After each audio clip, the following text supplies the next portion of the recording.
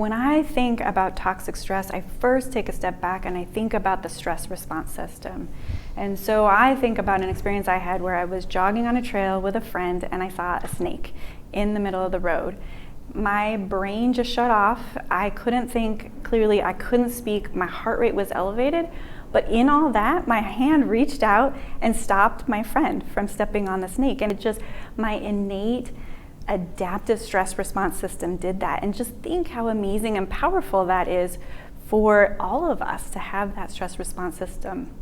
It can be life-saving, and it can be life-saving for children who experience adversity. It really protects them in the moment. What happens though to their developing brain if that stress response system is activated over and over and over again?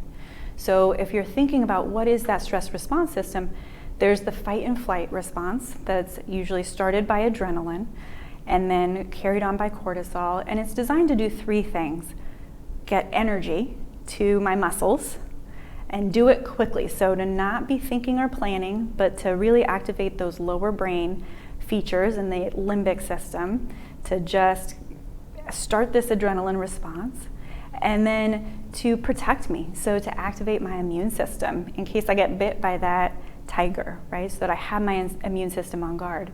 But if I'm practicing that system over and over and over as a kid when my brain is developing, what does that mean? That means I'm not maybe practicing my prefrontal cortex and my executive functioning skills. It means my heart rate might be constantly elevated and now I'm at risk for high blood pressure later. It might mean that my sugar now is constantly elevated and I'm more at risk for diabetes. It's then gonna tell you how people then are at risk for all of these health conditions: diabetes, anxiety, depression in the long term. And then if we're in a situation where we feel like we just don't have control, it's inescapable, we might actually revert to another stress response system called freeze response.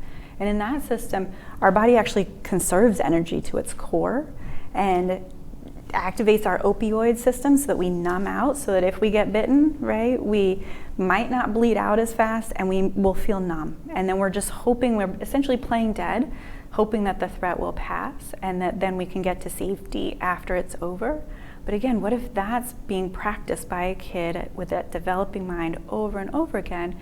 Then that could lead to depression and hopelessness and even other conditions like pain, disrupted opioid and pain responses. And then all of these can lead to drug addictions because we're really trying to self-soothe and self-medicate all of these disrupted biological processes from the stress response system.